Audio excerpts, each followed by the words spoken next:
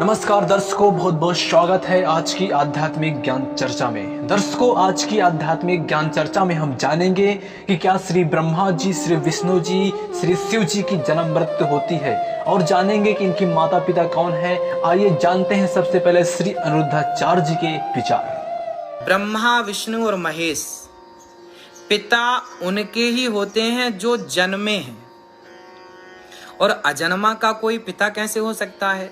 भगवान नारायण अजन्मा है। शिव के पिता है ब्रह्मा, ब्रह्मा के पिता है विष्णु, और विष्णु नारायण ये क्या है, ये अजन्मा है। इनके कोई पिता नहीं है, बाकी वो अजन्मा है। नारायण अजन्मा है, उनके कोई पिता हो नहीं सकते। दोस्तों, ये थे श्री अनिरुद्धाचार्य जी के विचार। आइए अब जानते हैं संत रामपाल जी महाराज जी के विचार। हमें ये लोक वेद सुना करते थे, ये अपने सदग्रंथों से भी परिचित नहीं थे। ये ब्राह्मण, गुरु, ऋषि, महर्षि इन पुराणों से भी परिचित नहीं थे।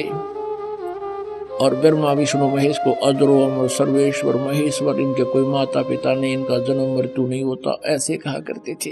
ये लोक वेदता दंत कथा थी, और इनके जीवनी में लिखा है कि इतना नासवान है, इनकी जन्म मृत्यु होती है। दुर्गा इनकी माता है और ये ब्रह्म इनका पिता है, ज्योति। ये देखिएगा जीवनी, ब्रह्मा विष्णु महेश की जीवनी।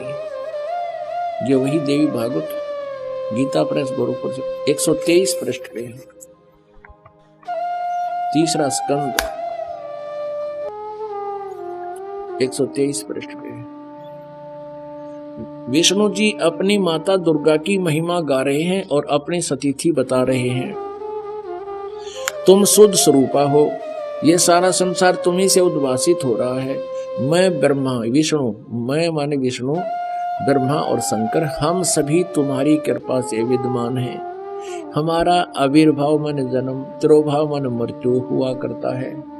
केवल तुम ही नित्य हो, जगत जननी हो, प्रकृति और सनातनी देवी हो। ये प्रकृति शब्द भी याद रखना, आपका गीता जी में काम आएगा। जो 14वें अध्याय में दास आपको बताएगा कि प्रकृति से उत्पन्न तीनों गुण, रजगुण ब्रह्मा, सतगुण विष्णु, तमगुण शिव जी, ये जीव को कर्मानुसार फंसाए रखते हैं। प्रकृति माने दुर्गा।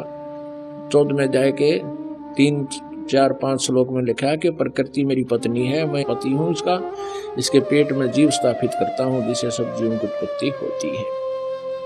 विष्णु जी कह रहे हैं कि मैं ब्रह्मा और शंकर, हम सभी तुम्हारी कृपा से विद्यमान है। हमारा आविर्भाव मन जन्म, तिरोभाव मन मृत्यु हुआ करता है। केवल तुम ही नित्य हो, जगत जननी हो, प्रकृति और सनातनी देवी हो। इसी का समर्थन भगवान शंकर कहते हैं। भगवान शंकर बोले, देवी यदि महाभाग विष्णु तुम्ही से प्रकट हुए हैं यानी उत्पन्न हुए हैं, तो उनके बाद उत्पन्न होने वाले ब्रह्मा भी तुम्हारे ही बालक हुए।